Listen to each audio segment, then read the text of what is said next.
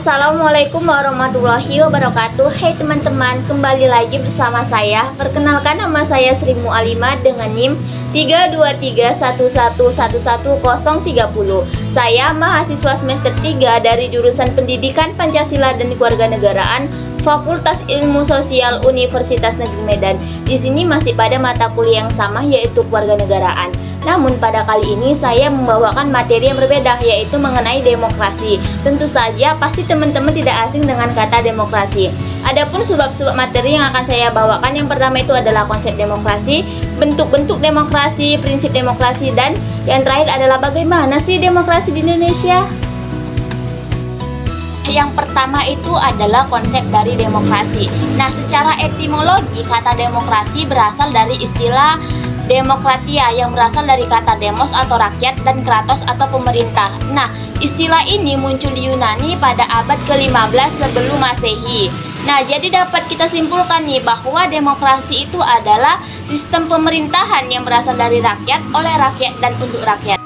Nah, materi kedua adalah bentuk-bentuk demokrasi. Ada dua bentuk demokrasi. Yang pertama itu adalah demokrasi secara langsung atau direct demokrasi, yaitu paham demokrasi yang menyatakan bahwa warga negara Indonesia atau rakyat ikut serta dalam proses pemilihan umum ataupun pemusyawaratan untuk menentukan kebijakan umum atau undang-undang. Nah, yang kedua itu adalah demokrasi tidak langsung atau indirect demokrasi. Nah, yaitu paham demokrasi yang dilaksanakan melalui sistem perwakilan yang biasanya dilakukan melalui pemilihan umum. Selanjutnya adalah materi ketiga mengenai prinsip-prinsip dari demokrasi.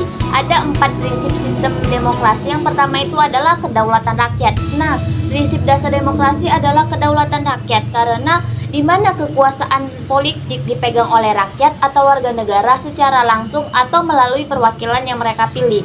Artinya, keputusan politik ini harus sesuai dengan kehendak mayoritas dan juga menghormati hak-hak minoritas. Nah, yang kedua itu adalah persamaan politik. Demokrasi juga berbasis pada persamaan politik, di mana setiap warga memiliki hak yang sama untuk berpartisipasi dalam proses politik. Nah, setiap orang juga memiliki kesempatan yang sama untuk memilih, berbicara, berkontribusi dalam pengambilan keputusan. Nah, yang ketiga adalah konsultasi atau dialog dengan rakyat. Konsultasi atau dialog dengan rakyat adalah syarat ketiga dari sistem pemerintahan yang demokratis. Nah, negara harus memiliki mekanisme yang lembaga untuk memahami dan mempelajari kebijakan politik sesuai dengan apa yang dikehendaki dan dituntut oleh rakyat. Negara juga harus mampu mengetahui preferensi rakyat secara jelas. Konsultasi publik merupakan wujud partisipasi masyarakat dalam proses pembentukan peraturan perundang-undangan, memastikan dan kontrol masyarakat terhadap proses pembentukan perundang-undangan. Nah, materi yang keempat adalah mengenai bagaimana sih sistem demokrasi di negara kita, yaitu negara Indonesia.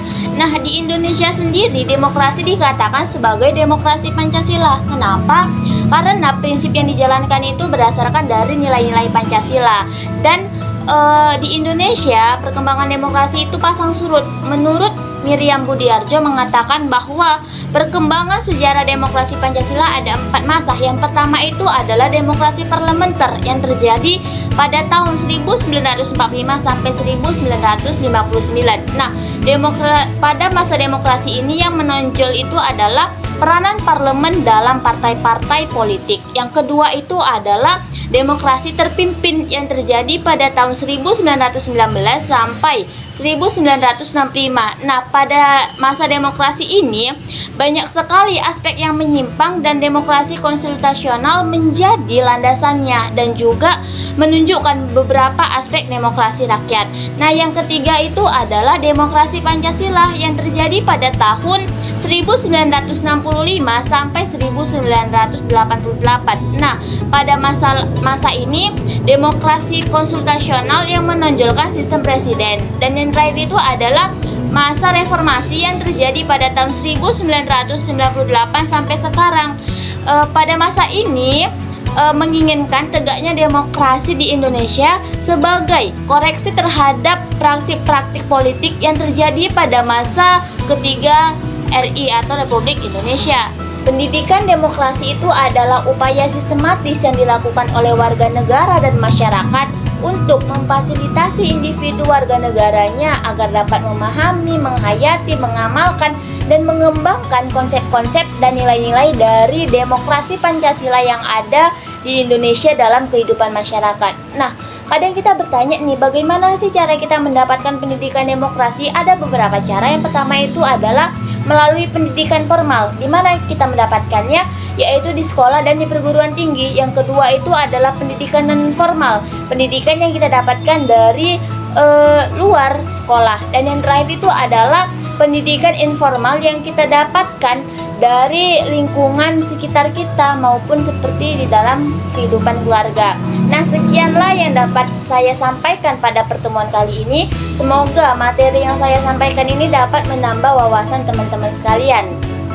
Apabila ada kesalahan, saya mohon maaf. Saya akhiri dengan wabillahi taufik wal hidayah. Wassalamualaikum warahmatullahi wabarakatuh.